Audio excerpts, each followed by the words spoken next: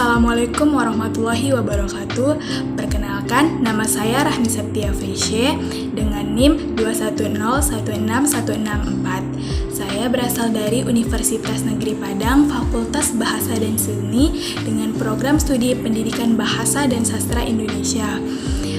Di sini saya akan mempresentasikan materi pada mata kuliah keterampilan membaca.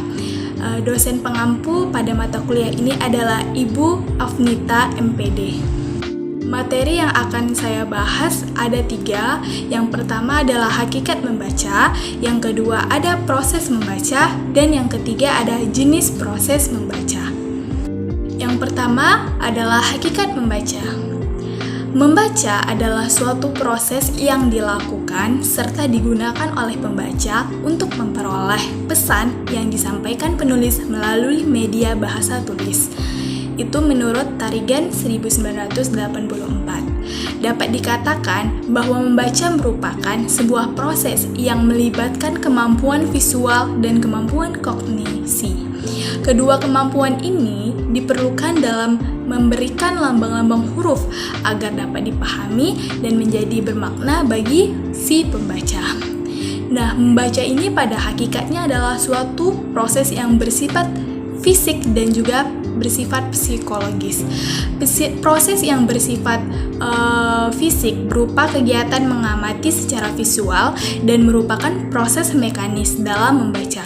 Sedangkan proses psikologi itu dimulai ketika indera visual mengirimkan hasil pengamatan terhadap tulisan di pusat kesadaran melalui sistem syaraf. Melalui proses decoding gambar-gambar bunyi dan kombinasinya itu kemudian diidentifikasi, diuraikan, dan diberi makna. Kedua adalah proses membaca. Pada materi proses membaca ini ada 2 poin yang akan dibahas. Yang pertama, pengertian dari proses membaca.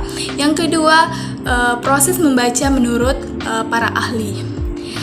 Proses membaca adalah suatu rangkaian kegiatan yang dimulai dari membaca sampai mengolah informasi dalam otak dan juga melafalkannya. Proses membaca berdasarkan bersuara atau tidaknya itu ada 2, yaitu proses membaca dalam hati dan proses membaca nyaring.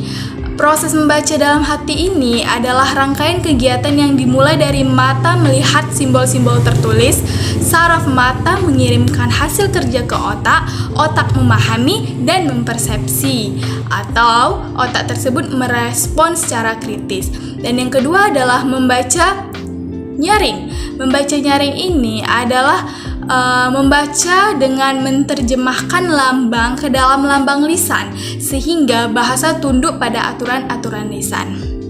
Nah, proses membaca ini ada nih beberapa menurut para ahli bahwa proses membaca ini terdiri dari model bottom up, top down, dan juga model interaktif. Burr dan kawan-kawan mengemukakan 9 proses membaca tersebut. Yang pertama adalah mengamati simbol-simbol tulisan, menginterpretasikan apa yang diamati, mengikuti urutan yang bersifat linear baris kata-kata yang ditulis. Yang keempat, menghubungkan kata-kata dan maknanya dengan pengalaman dan pengetahuan yang telah dimiliki. Dan yang kelima adalah membuat referensi dan evaluasi materi yang dibacakan. Dan yang keenam, mengingat apa yang dipelajari sebelumnya dan memasukkan gagasan dan fakta-fakta baru. Yang ketujuh, membangun asosiasi. Yang kedelapan, menyikapi secara pribadi kegiatan atau tugas membaca sesuai dengan minatnya. Dan yang kesembilan, menelaah serta menata semua tanggapan di dalam untuk memahami materi yang dibacakan. Materi terakhir selanjutnya adalah jenis proses membaca. Jenis proses membaca ini ada 3 ditinjau dari beberapa segi. Yang pertama, ditinjau dari segi terdengar tidaknya suara si pembaca pada waktu membaca. Membaca itu terbagi atas 2, yaitu membaca dalam hati dan juga membaca bersuara atau membaca nyaring. Dan yang kedua ada dilihat dari sudut cakupan bahan bacaannya. dapat digolongkan atas dua membaca nih, ada membaca ekstensif dan juga membaca intensif. Membaca ekstensif adalah membaca yang dilakukan secara luas. Pada siswa biasanya diberikan kebebasan dan keleluasaan dalam hal memiliki, baik itu jenis maupun lingkup bahan-bahan bacaan yang dibacanya. Sedangkan membaca intensif adalah program kegiatan membaca yang dilakukan secara seksama. Dalam membaca ini, para siswa hanya membaca satu atau beberapa pilihan dari bacaan yang ada.